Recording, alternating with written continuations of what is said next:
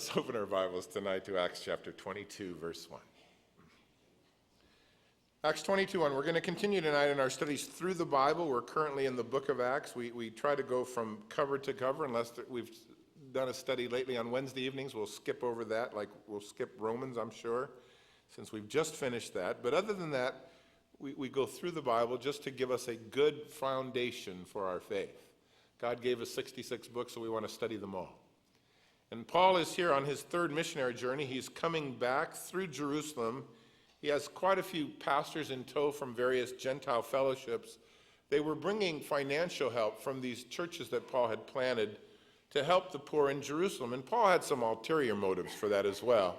He, brought such great destruction before he was saved to the church that he always felt obligated to help those that he had left in such condition. And he really had a heart for the Jews, for his people. In fact, he was able to write, I would wish myself accursed if my people could be saved. That's not hyperbole. He meant that with all of his heart. I would give up what I have for eternal life for their sake. That's phenomenal. I don't know too many folks that would say that for anyone else. But Paul meant it. And so, he had been driven to Jerusalem by the Lord in his heart, he believed. Although all along the way there had been warnings from folks that he knew well, from prophets that had been around for a long time, from bodies of believers that he had never met, tears of worry from friends, all of them saying the same thing. The Lord just wants you to know what awaits you in Jerusalem. There's going to be captivity, there's going to be tribulation and imprisonment. And Paul, at every stop, just said, well, I'm ready to die if need be. He really believed in his heart, and we've mentioned it a couple of times, that if he could just get an audience with the Jews, God had sent him to the Gentiles, that he could convince them with what God had done in his life to repent. And so every time he had spent much time with the Jews, it had never gone well, whether it was in Damascus after he had went to the desert for several years, whether it was in Jerusalem the first time, nobody really wanted to recognize him, whether it was in the cities where the churches were planted, it would invariably end up saying that he had to leave and go somewhere else. And yet God had blessed him in his ministry to the Gentiles. So lots of stuff going on in Paul's heart, but he was pretty sure that if he just came to Jerusalem and gave it a shot, no matter what it cost, that it was going to be worth it to them and to him in his ministry. And so every time he was warned, he said, don't cry. Why are you trying to break my heart? And even the folks with him, they tried. But when they saw he was determined, they said, as we've studied the last few weeks, okay, fine, whatever the Lord wants. They didn't quit coming with him, as they might have done. They were committed to coming along with him.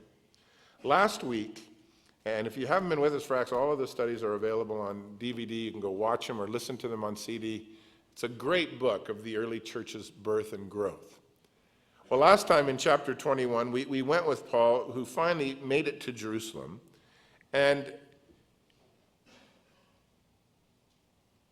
he was welcomed by the people with open arms, and the next day met with James, the pastor of the church there, and the elders and the leadership who, welcomed him officially. He laid out for them all that the Lord had done, how good God had moved, how many Gentile churches had been established, how thousands upon thousands of people had been saved. And they said, well, praise the Lord. But, we also would like to ask something for you. And we immediately get to the heart of the problem, as we talked about last week, that the Jewish believers in the first century in Israel, in Jerusalem in particular, had a very difficult time with Gentile saints. They thought for a long time that they should first convert to being Jews, and then they could convert to Christ. And that should be the process, because God had chosen the Jews. By the time you get to Acts 15 and they have the Jerusalem Council, they determined that there was no way that they could ask anyone to do that, because they themselves couldn't be saved in their practices. They needed to come by faith to Christ. And so that was the public line.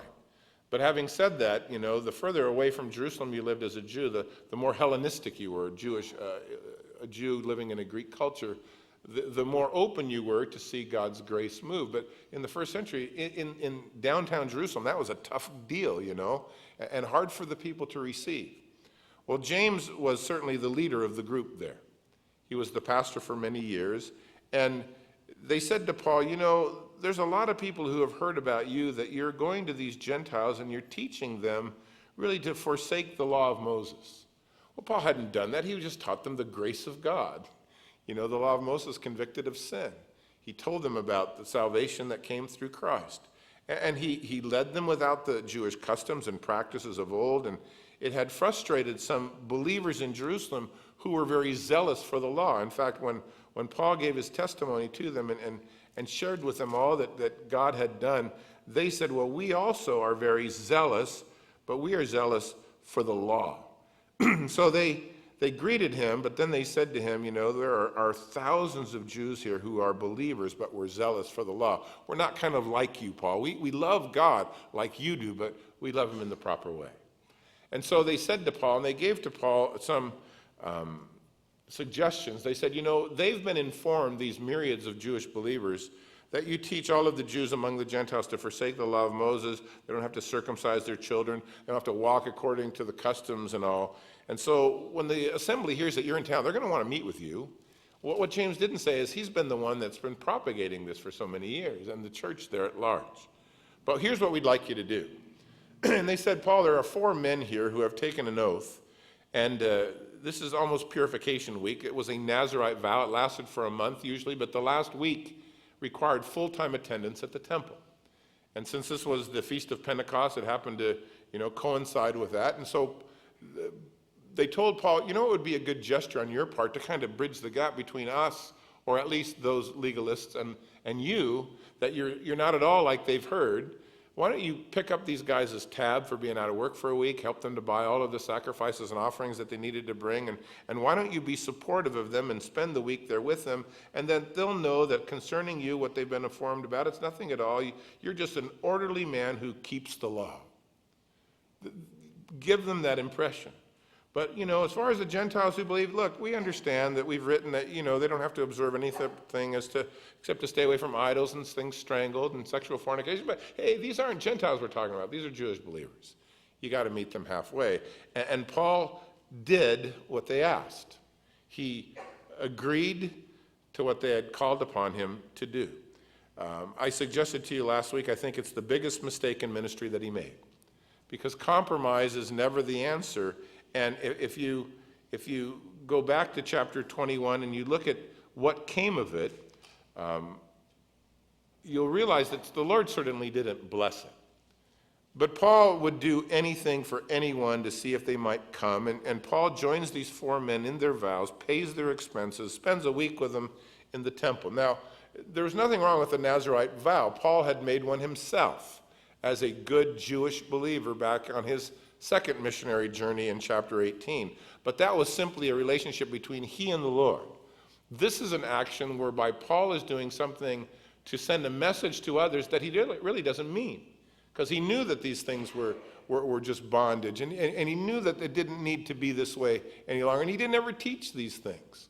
So he's really going, I think, too far. Well, at the end of the week, there were some men who had come from Ephesus, where Paul had spent the last 3 years of his life ministering, Jews. And they saw Paul in town with a Gentile guy, and they said, well, he's been in the temple all day. He must have taken this Gentile guy in with him. And they began to scream out loudly to all the other religious kind of, committed guys, if you will. Hey, here's Paul, and he brought a Gentile into the courts of the Jews, and absolutely bedlam breaks out. There's an uproar. In fact, so much so that the whole city became disturbed. They ran together. They grabbed Paul. They dragged him out of the temple. They shut the doors, and they started beating him to death. And had it not been for the Roman soldiers to come and rescue him, he would have died. But the Lord had, other plans. And the crowd, is a near riot, and Paul is saved by the Roman soldiers who are there on the Antonia fortress, a police station almost, if you will, with 1,000 soldiers that Rome had built, because there was always trouble here. And so they couldn't get any corroborating statements from this unruly crowd. They take Paul into custody. He requests to speak to the chief captain. His name was Claudius Lysias. There in verse 26 of chapter 23, we'll find out that's his name.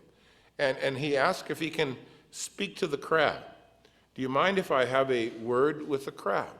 Because Paul's lifelong dream was to have an audience with his people, those that he loved, those that he prayed for, the Jews in Jerusalem, and they were here by the tens of thousands for the Feast of Pentecost. And so the fellow was taken back that Paul could speak Greek. He asked, could he address the people? The fellow figured, well, we got you in captivity here. You're standing on the steps of the Antonia Fortress. Go ahead and give it a shot. In fact, we'll go back to verse 30 of last week's study. It says the city was disturbed. The people ran together. They seized Paul. They dragged him out of the temple. Immediately the doors were shut, and as they were seeking to kill him, news came to the commander of the garrison that all Jerusalem was in an uproar. So he immediately took soldiers and centurions and ran down to them. When they saw the commanders and the soldiers, they stopped beating Paul, and the commander came near and took him, put him in bonds with 2 chains, asked who he was and what he had done. And some from the multitude cried one thing, some another. When he couldn't ascertain the truth about the tumult, he commanded that they take him into the barracks. And when he reached the stairs, he had to be carried by the soldiers because of the violence of the mob. But the multitude of the people following cried out, away with him. And as Paul was about to be led into the barracks, he said, may I speak to you? And he replied, can you speak Greek? Are you not that Egyptian who sought some time ago to stir up a rebellion and led 4,000 assassins into the wilderness? Paul said, no. I'm a Jew from Tarsus in Cilicia. I'm a citizen of no mean city, and I implore you, permit me to speak to the people. And so when he had given him permission, Paul stood on the stairs, motioned with his hands to the people, and when there was a great silence, he began to speak to them in the Hebrew language, saying. Now, Paul, like I said, believed in his heart that this would be the difference. He came here willing to die to give himself a chance. And boy, these are either your dreams fulfill or your nightmare has begun. It is either the will of God or it is just something that you've kind of walked towards, and yet God had his other plans. Certainly God's hand was upon Paul with the Gentiles and before kings, and sometimes even in the synagogues, but never as the main ministry of his life. That was given to Peter. Paul thought, I'm sure, that he was a better choice. You could call this sermon that we're going to look at tonight, Sermon from the Steps. He stood on the Antonia Fortress, Paul's dream come true or not. But he begins to speak in verse 1, brethren, fathers, hear my defense before you now. The word defense is the word where we get our word apologetic from. It means to defend your faith with reason and rationale, to be able to articulate why you believe what you believe. And Paul was willing to do just that. In verse 2, when they heard that he spoke to them in the Hebrew language, they all kept the more silent as he began to speak. Now, Paul begins with his Jewish background, but he speaks to them in the Hebrew tongue. The common language, by the way, of the Hebrews was not Hebrew, but was Aramaic. And certainly the Hebrew language was dead by the time that Paul came on the scene. The only people who used Hebrew were the scholars or the religious folks, much as maybe you'd find Latin today amongst some. Paul knew Hebrew, but I suspect that he spoke here in Aramaic because that's what the majority of the crowd would have spoken. He would have been able to speak to a crowd this large only in the language that everyone spoke. And no doubt, seeing Paul and hearing about him for years, everyone wanted to hear what he had to say. If they couldn't kill him, they could at least listen to him.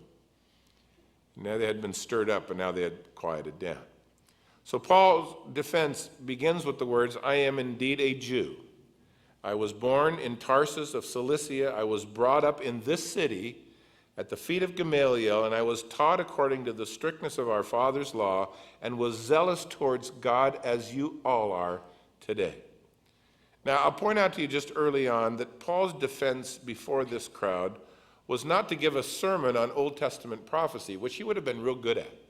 He could have pointed out all of the places that Jesus was talked about, and he could have, I think, bowled them over with his insights and understanding of the Old Testament. He could have spoken at length. He didn't do a word study on one of the types of the temple pointing to Christ. He didn't go over what all of those different portions of the sacrifice might mean when it comes to the Messiah. His defense before this large crowd and this great opportunity that he's been waiting for is to give them his personal testimony. Now, I find that to be very interesting because it seems to me that all of us could be inspired to be willing to do that. What has God done in my life? How did I come to know him personally? What has happened to me since I've come to know the Lord? Why can I then speak up? I mean, Paul was in a position where you would have maybe chosen 100 things for him to speak about. He doesn't speak about any of them. He just shares personally what Jesus has done in and through his life. And I think all of us are capable of doing that. You might remember back in John chapter 9 when the Lord had healed that man that had been born blind from his birth, and that the disciples had wondered to know, for what reason was this fellow blind? Did he sin? Was it his parents' sin? Whose fault was it? And Jesus said, nobody's fault. This wasn't sin-related, if you will, his blindness. This sin, or I should say, this blindness is upon his life so that the work of God can be revealed in him. And I have to work while it's day. And so Jesus made clay, and he anointed the man's eyes, and he said to them, I want you to go wash at the Siloam pool. And he went and washed, and he came back seeing, and people began to say, is that the guy that's been blind here for all these years? And some people go, yeah, that's him. And others said, no, it can't be him. He's not blind. And as they began to talk to him, they said to him, well, how is your eyes open? And he said, well, there was a man whose name is Jesus, and he made clay, and he anointed my eyes, told me to go wash, and I went and washed, and when I came back, I can see. And they said, well, where is he? He looked around, he said, I don't know, I didn't see him the first time. Don't even really know what he looks like, And so they dragged him to the Pharisees because it was the Sabbath that he had been healed, and that didn't sit well with these religious folks. And the Pharisees said, well, tell us again how you received your sight. And he told them the whole story about the clay, and I washed my eyes, and I can see. And some of the Pharisees said, well, one thing for sure, that man's not from God, because he wouldn't do this on the Sabbath. He wouldn't break the Sabbath law. And others said, well, how can he be a sinner if he's done stuff like opening the eyes of the blind? And there was a lot of arguments. And so they said to the young man again, tell us how you got your eyes opened, and who is he that opened your eyes? And what do you think about him? And the fellow goes, I think he's a prophet. Look, I can see now. I was blind. But the Jews didn't believe concerning him that he had been blind and received his sight. So they called his parents, and his parents came in. But they were very worried about getting thrown out of the synagogue for taking Jesus aside. And when they said to him, how is this your son? Yes, this is my son. Was he born blind? Yes, he was born blind. How does he see now? And they went, well, we know that's our son. We know that he was blind, but as far as him seeing, you better just talk to him. He's old enough to answer for himself. And they kind of bailed out in fear. Let him speak for himself, because there was already a word out. If you spoke for Christ, you got put out of the synagogue. And so the parents bailed out, and they went back to this man again, and they said, well, why don't you just give God the glory and agree with us that this man is a sinner? And he said, I don't know if he's a sinner or not, but I'll tell you one thing. I was blind, and now I can see. That was his testimony. He didn't really know much else. He couldn't even point Jesus out by view. He could just point him out by the work that he had done. And they said, well, what did he do to you, and how did he open your eyes? And then he was getting frustrated. He said, look, I've already told you what he did, and you're not going to listen to me. You want me to tell you again so you can become one of his disciples? He got a little frustrated. And then they began to say, well, you're his disciples, we're Moses' disciples, and we know that God spoke to Moses. We really don't know where this guy came from. And then the man got downright angry. He said, well, that's a marvelous thing that you don't know where he is from, and yet he opened my eyes. I know that God doesn't listen to sinners. I know that sinners don't get their prayers answered, and if anyone's a worshiper of God and does his will, he hears him. And since the beginning of the world, it's never been heard that anyone opened the eyes of the blind. If this man were not from God, he couldn't have done anything. No, I'm not saying, I'm not standing with you. I'm standing with him. I don't even know where he is. I know his name. That's all. And they said, hey, you're completely born in your sins. You're going to try to teach us. We're the religious leaders. And they threw him out of the synagogue. But the minute he got thrown out, Jesus came to find him. And he said, do you believe in the Son of God? And he says, of course, Lord. Who is he that I might believe in him? And Jesus said, you have seen him, and you're talking with him. And then he went, oh, you're Jesus. Lord, I believe. And he worshiped. And that was his testimony. He didn't have doctrine to teach. He didn't have the ability to open the book of Exodus and go, hey, let me teach you about Exodus and all the types that are found therein. No, he just said, I was blind, now I see. And Paul stands before the thousands of Jews that were there, and certainly very religious folks who had great drive to be religious. And he gave them his testimony. I was blind, but now I see. And I would suggest to you that God will use your testimony of how you came to Jesus far more powerfully than you might think. If you don't have one, write one down. If you don't know the verses, look them up and work on being able to share it. Paul shares his conversion experience here. He'll tell King Agrippa in his court later. He goes back to it time and again. It becomes, the details of which in almost every case are the same, but the emphasis is different depending on who he's talking to. But he wants to refer to God's work in his life, not just in sharing. And he shared his testimony in the epistles. He shared his testimony with the disciples he made. Paul just wanted you to know what God did. Now, he starts off by saying he's a Jew from Tarsus. Tarsus would have made him a Hellenistic Jew, a Jew with a Greek background who would be certainly more liberal than those living in Jerusalem. However, he had come after his bar mitzvah to this city to be trained in the strictest sect of the law. He had grown up in a port city in Asia Minor that was on the caravan route to the Euphrates. He would have been exposed to all kinds of weird stuff living in this port town as a young man. But by the time he was 12 years old, his family had sent him to Hebrew school, and he had probably the finest teacher of his day. Gamaliel, even historically, was one of the folks that everyone admired. He was a disciple of Rabbi Hillel. He was a conservative. He was a tolerant guy. He didn't like violence. He shows up early in the book of Acts in chapter 5 to advise the very upset Sanhedrin that they ought to be careful about beating up on these disciples who say that they love the Lord, because he said, we've seen this before. That Thaddeus guy that rose up, he claimed to be somebody, and 400 people joined him, and he was killed, and the movement stopped, and everybody scattered, and it came to nothing. There was that guy Judas of Galilee in the census year. He drew a lot of people after him. A lot of people followed, but he perished, and that thing stopped. So look, this will end with the ringleader if it's not of God. But if the Lord's with them, then you'll never extinguish the work, because you'll be fighting against God. So I say we just let them go, and let's just see what happens. Well, they didn't listen to his advice. They took the guys and beat them pretty good, and then threatened them some more, and that just gave the guys all the more boldness to go forward. But we have secular writings of Gamaliel saying that the problem he had with Paul, his favorite student, was just to keep him in books.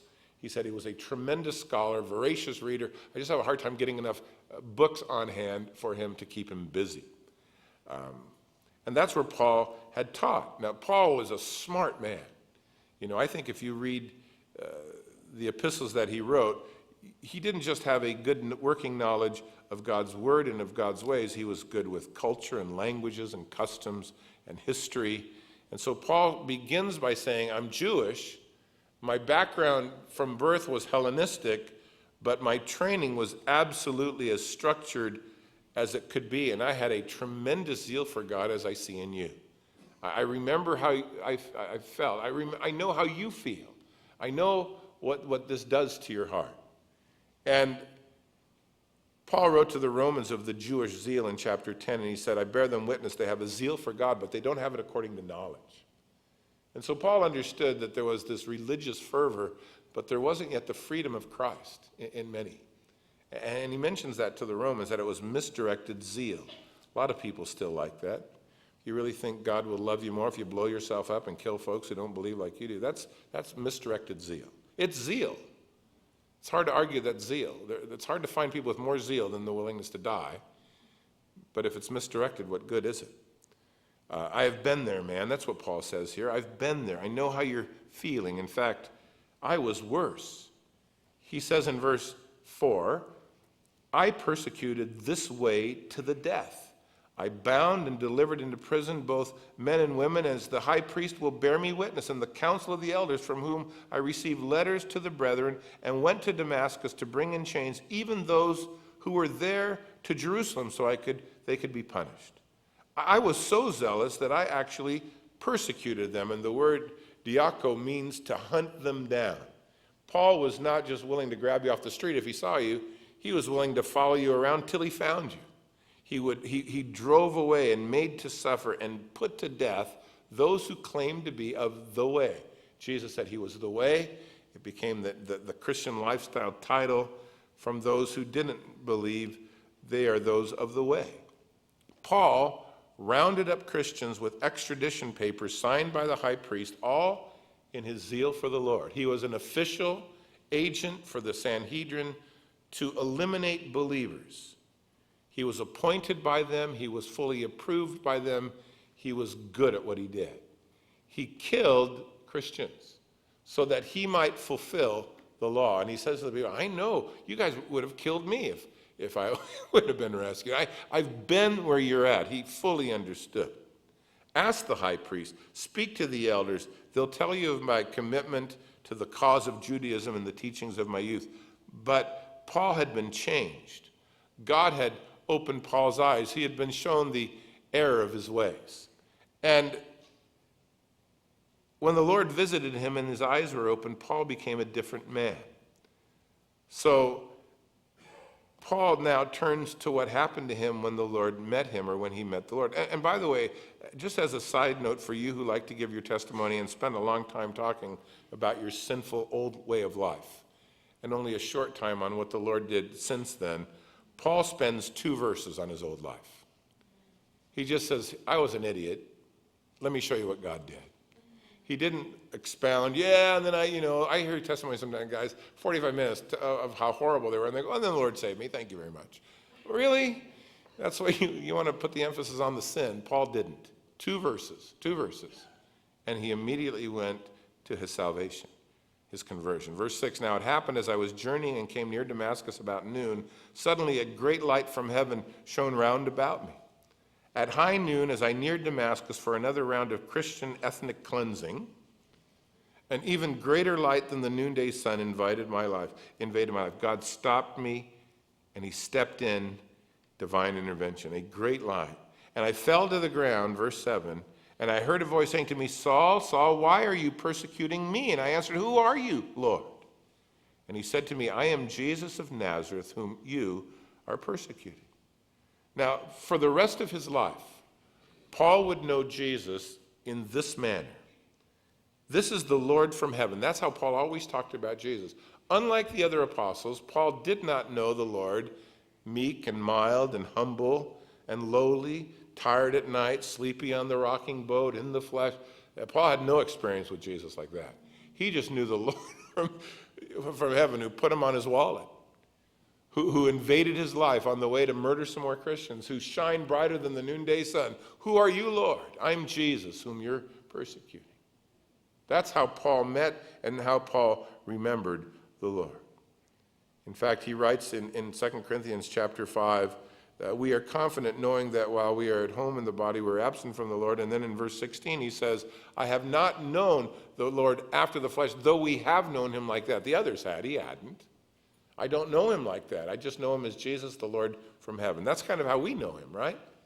We didn't walk with him, though we can read the Gospels. But Paul had his first vision of Jesus, blinding, glorious, powerful, and it would forever change his life. And in a moment of allegiance, absolutely a moment of zealousness, if you will, he says, who are you, Lord? In verse 8. But by verse 10, what do you want me to do, Lord? Who are you? I don't know you, but you're the Lord. You're certainly stronger and more powerful than I. And in verse 10, surrender. Imagine having made it your life work with great religious fervor to get rid of Christians and their faith in Jesus as an imposter, and to find out you are absolutely wrong. I'm Jesus. Oh, you've got to be kidding me. I've been spending years killing folks who call upon your name. Well, what do you want me to do, Lord? Verse 10, and the Lord said to me, arise, go to Damascus, and there you will be told the things which are appointed for you to do. And since I could not see for the glory of that light, being led by the hand of those who were with me, I came to Damascus. I think you always know someone is saved when out of their mouth come the words, Lord, do with me whatever you want. And what do you want me to do? And the Lord only gave one commandment, and I like that a lot in the scriptures, because it seems to me that the life of faith is really best defined most often by just taking one step at a time. Very rarely do you hear the Lord going, all right, here's what we're going to do. I'm going to send you over to Damascus. 3 days later, I'm going to send this guy Ananias. And then you're going to be healed. You're going to get baptized. You're going to go out to Arabia 3 years. We're going to talk, me and you, just up there. And then you're going to try to go to Damascus. It's not going to work out. And you're going to Jerusalem. It's not going to work out. You're going to have to go home for like 10 years. I'm going to leave you there for a while so you'll learn. No, the Lord just goes, go to Damascus. He just gives him one step to take. And I find that throughout the Bible, the guys who walk by faith seem to just get one step at a time. Acts chapter 8, Philip gets sent to talk to an Ethiopian eunuch in the middle of the Gaza desert, but he's called from a revival in Samaria by the Lord saying this, go to the desert. That's it. That's it. Go to the crossroads of nowhere fast. Wait for me there. In Acts chapter 10, Paul is sent to Cornelius' house one step at a time. Abraham is led by the Lord out of Ur of the Chaldees, and he heads for Canaan, but you read in Hebrews chapter 11, verse 8, he was called to go to a place which he should receive as an inheritance, and he went out not knowing where he went, one step at a time. If you ever want to know what God fully wants to do for your life, just do what you know to do. Do the one step. You know, so often, I'm not going to do that till I figure out what's going on here. No, you'll never figure it out. Take the step. Do what God tells you, wait for the rest. And God will then always move. That's the way God works. A walk of faith it doesn't always imply that you know all of the particulars or you have an agenda. You just follow the Lord. In this case, Paul was blind. He couldn't really do anything else. But he had to sit for 3 days and examine his life. I thought about that story in Samuel, that 1 Samuel, I think it's 14, where Jonathan one night is looking up into the stars and he realizes what a big God he serves. You know, he thinks about the stars and it overwhelms him. And I don't know if he would remember a verse from Deuteronomy or not, but Moses had said back in chapter 32 to the people, how could one chase 1,000 or two put 10,000 to flight unless their rock had sold them and the Lord had surrendered them? And I think he thought about how big God was and thought maybe about the promise of God. Two, with the Lord, you can put 10,000 to flight. And Jonathan one night said to his armor bearer, why don't we go see what the Lord might do with us? Saul was asleep, the army was snoozing, just a young man and the guy that helped carry his armor. And so they went forth to see what God might do. They weren't foolish about it. They had prayed and they determined that if the Lord should reveal that it wasn't the right place, they should regroup and try again. And so Jonathan said, look, if they invite us two up there to them, then we'll know the Lord is with us, and that'll be our prayer. But if they say, you just wait right there, we're coming down to you, then let's run for the hills. But they did one step at a time. Paul went to Damascus, a broken man, led by the hand, but healed in the heart, not seeing with his eyes, but absolutely seeing clearly in his spirit. And for 3 days he sat by himself. You know, I always think about Psalm 46:10, be still and know that I am God. I think Paul just had to kind of sit and, you know, he couldn't be distracted. He just had to go over the life that he had been living and how wrong he must have been and how out of the ashes of Saul would come Paul the apostle, dependent upon the grace of God, forgiving, who had forgiven his wickedness, preaching Jesus and the cross, because that's his only hope. Man, this guy had been a murderous man. And he tells the folks that in just one or two words, only to say, and then I met the Lord, and here's how I met him. Verse 12 says, then a certain Ananias, a devout man according to the law, having a good testimony with all the Jews who dwelt there, came to me. He stood and said to me, Brother Saul, receive your sight. And at that same hour, I looked up at him. And he said, the God of our fathers has chosen you, that you should know his will and see the just one, hear the voice of his mouth. You will be his witnesses to all men of what you have seen and heard. And now why are you waiting? Arise and be baptized and wash away your sins and call upon the name of the Lord. The last thing Paul had seen was the face of Jesus. The next thing he sees is the face of Ananias, a brother in the Lord. He sees the head, now he sees the body. And he tells the crowd here how good report Ananias, the Jewish Ananias, had amongst those living in Damascus. Ananias' word to Paul from the Lord regarding his calling to be a witness to all he had seen and heard is a little skewed by Paul, because the Lord will say, go to the Gentiles. But Paul's not yet ready to introduce that because he's pretty sure that's going to be a problem. But I love verse 14, that the Lord had chosen you, that you should know his will, see the just one, see Jesus, and hear his voice. That was God's choice. God has chosen you. That is my constant prayer for each of you, that you might hear his voice, see him clearly, follow his voice. It's all that matters in life. You got to determine what is the will of God for your life. That's what really we want the Lord to show us. And so Paul had seen Jesus with his own eyes. In fact, when he writes to the Corinthians a couple of times, he says there, am I not an apostle? Chapter 9, I think. Am I not free? Have I not seen Jesus Christ, our Lord? He says in 1 Corinthians 15, last of all, he was seen by me as one born out of due time. So he'd seen the Lord. He'd heard his voice. He'd heard from him the will of God for his life. Well, Paul is now sneaking up on the obvious, hoping he's laid enough emphasis on the fact that this was God's work in his life, and hopefully it would reach this very prejudiced and prideful group.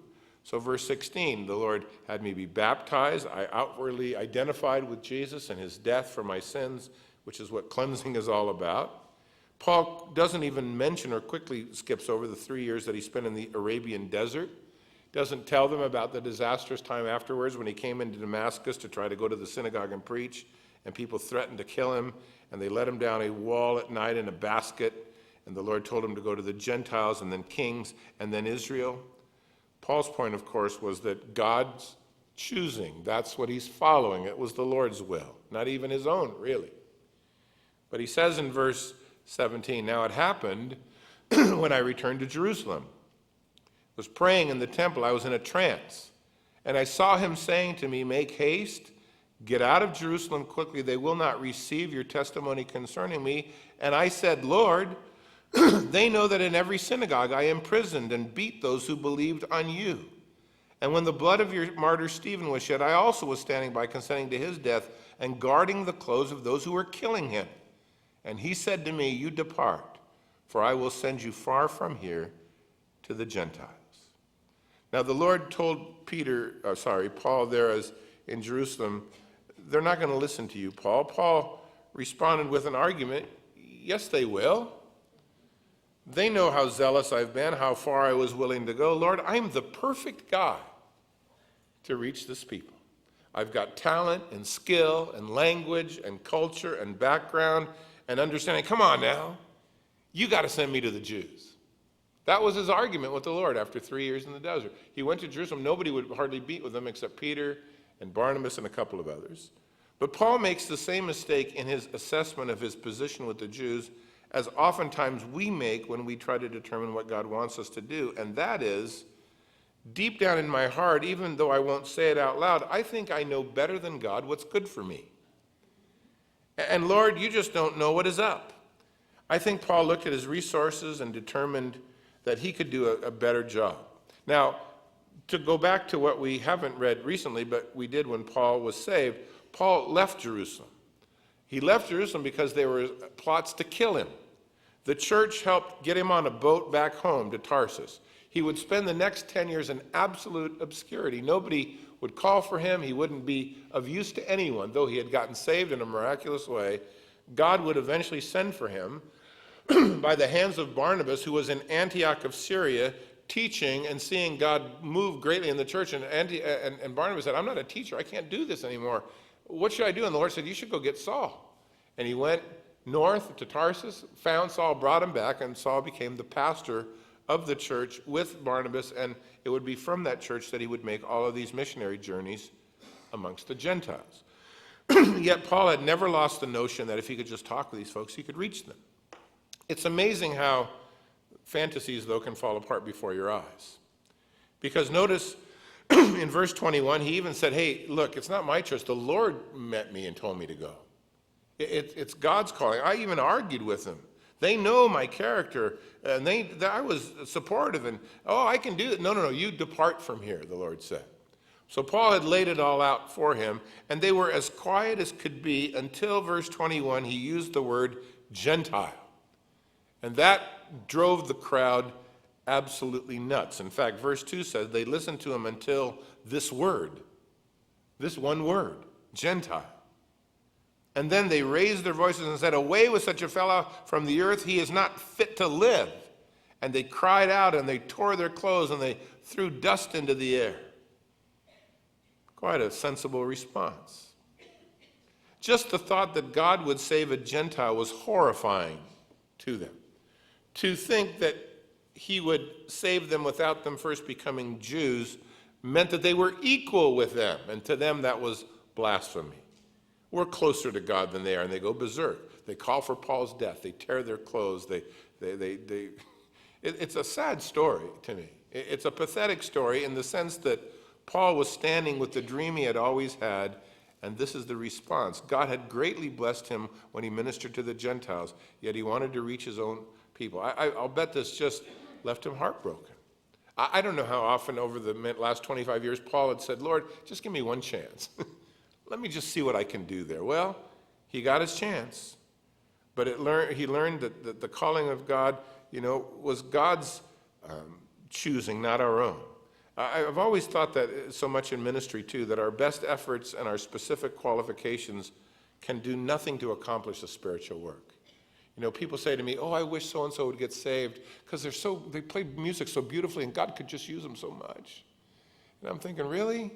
The minute they get saved, God's going to give them something else to do because there's going to be too much pride tied up in the music. So, when God works, qualifications matter very little. In fact, when God works, donkeys are useful. Just ask Balaam. If God works, God can use a donkey. So if you ever feel puffed up and like you're really special, just remember, you, the donkey, equal, both needing God's work in your life. And I learned from Paul that God is not looking for great accomplishments from me, but faithfulness. Shine where God puts you. Don't put any confidence in the flesh. Rely in the Spirit. He doesn't need you. He isn't looking around going, now who has this specific skill set? Really? Oh, I'd like to use him. He can read scales in the music chart. Yeah, he'll be very useful. I went to school to be a doctor. My major was microbiology. That's not exactly preparing you to teach the Bible. I learned how to study. I'm pretty good at reading fast. I can read 300 or 400 pages in 2 or 3 hours and remember enough of it to where it makes, useful sense. But I always wonder, how come the Lord just didn't send me to seminary? Or why didn't I go to something else? Why bother spending my time in there? I still can't give you an answer. It's in my file, Things to Ask Jesus When You See Him. It's about this thick. It's a major file, I'm telling you. But I'm blessed that God would use me even when he places me outside my skill set to show forth his power and glory. And that's, Paul, I think, learned that, and I love it. Well, didn't go well. The commander, verse 24, now orders him to be brought into the barracks and said that he should be examined under scourging so that they might know why they shouted so much against him. Now, this guy had had enough. He wants to get to the bottom of this. He'd asked the crowd back in verse 34 of the last chapter. He even allowed the prisoner to speak to the crowd, and now he gets this reaction, and he goes, all right, I know how to get to the bottom of this. Let's just beat the tar out of this guy till he speaks. And scourging is the New Testament version of enhanced interrogation, I think. It was a nasty Roman practice. You had these leather strips tied to a wooden handle, and attached to the end of these strips were little bits of bone and metal. And if you were a strong soldier and you whipped that thing over your head on someone's back on a whipping post, you could tear off big chunks of flesh. I mean, this didn't put stripes on you. This put holes in you. And lashes, well, that's one thing. I think Singapore actually still uses lashes for corporal punishment. So if you ever go to Singapore, behave yourself. But this isn't lashes. This is like the whipping post. And historically, 5 or 10 of these sometimes can kill you. 1 or 2 of them would maim you permanently. And so it was very good at eliciting confessions. I suspect that people confess the stuff they never did, just to make it stop. Did you? Yes, I did it. I don't know what I did, but I did it. They'd confess the sins they'd never committed, just to stop the pain.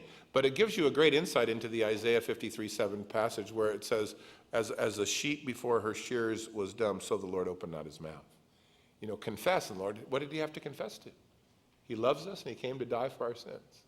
They beat him mercilessly in this process. Well, Paul had been scourged back in Philippi, you might remember, when he had said nothing about his Roman citizenship, and as a result, he had gotten beaten pretty good, thrown in jail. He had been able to reach a jailer, and his family and many others got saved. But here, as he was being tied to the post, he decided he better speak up. Sometimes your civil rights are what you demand. Sometimes you just need to take it on the chin, I guess, as the Lord leads. But this time the Lord would have Paul speak, and I'm sure Paul was more than happy to speak up. But as they bound him, verse 25, with the thongs, Paul said to the centurion, "Is it lawful for you to scourge a man who's a Roman and uncondemned?" And when the centurion heard that, he went and told the commander, saying, "Be careful what you do. This man's a Roman." And the commander came and said, "Tell me, are you a Roman?" He said, "Yes." And the commander said, "Well, with a large sum of money, I obtained this citizenship." And Paul said, "I was born a citizen." And immediately those who were about to examine him withdrew from him, and the commander was afraid after he found out he was a Roman because he had bound him. And so the next day, because he wanted to know for certain why he was accused by the Jews, he released him from his bonds, commanded that the chief priests and all the council appear, and brought Paul down and set both of them before him. And so Paul speaks up, and the Lord doesn't require him to take the martyr route this time. And as a Roman citizen, by law, you couldn't be arrested without charges, and you could never be beaten, even if you deserved it. That was just the protection of the Romans. Roman citizenship was either a matter of birth, a gift due to position, kings and high officials, a reward for service, or you could buy it with a price. And the captain had spent a lot of money getting that privileged position, but Paul had been born in a city that was given free Roman citizenship. And the minute they found out, now they were worried because they had absolutely mistreated this guy. And the captain wasn't too happy, and the scourgers were running off in a hurry. And the fella untied Paul, and, "Oh man, now what are we going to do? We got to get to the bottom of this." And so in the morning, he felt he had to get everyone together. So he demands that the Sanhedrin, the Supreme Court of the Jews, shows up, and he brings Paul before them. He isolates it to just these two groups, and he decides that this way he's going to get an answer one way or another. And that'll be our study next Sunday night. Poor Paul. We're going to leave him in jail one more week. Paul, Lord, we thank you tonight for Paul and for his ministry. And Lord, as we watch to see him try to find a position in a place where his dream could come true, he could share with his people the work of God in his life. And yet, I don't think he ever expected to see their response. This wasn't the response he hoped to hear. He trusted that they would have listened, and yet they didn't, because it isn't what we have that you can use. It's whether you have us or not. And if you have us, you can use anything in our life. And we're equipped to do all things, to stand before kings, to speak to the Gentiles, to minister to the Jews. Lord, wherever it is that you might send us. And it is my prayer tonight for all of us here that we would, as Paul, hear your voice, see your face, know our calling, and be thankful to be in a position where you've put us, and not try to be somewhere we're not supposed to be, or try to make of ourselves something that you haven't made of us. Would we just be in that willingness to go where you've called us? And may you bless the work of our hands. And Lord, may you use the lives of the folks that are here tonight to be witnesses, testimonies, so that when they're put in a position to share, if they're uncomfortable with Bible studies or necessarily teaching, yet they can certainly share what you've done with them. And that you might give them a testimony that will bring life to those who hear it, and glory to you. Father, may we not try to be where we're not supposed to be, but may we thrive and grow where you've placed us. May we not seek great things for ourselves. May we seek you, so that you might do great things in us. Tonight you need prayer. Pastors will be up front. If you need to be saved, look, there's no way you're getting to heaven without Jesus. It's impossible. He didn't die so that he could be an option in your plans.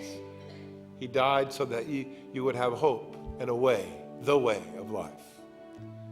And when he rose, he promised to give life to those who would walk with him and trust him. If you don't know Jesus tonight, you come and you pray with someone to give Jesus your life.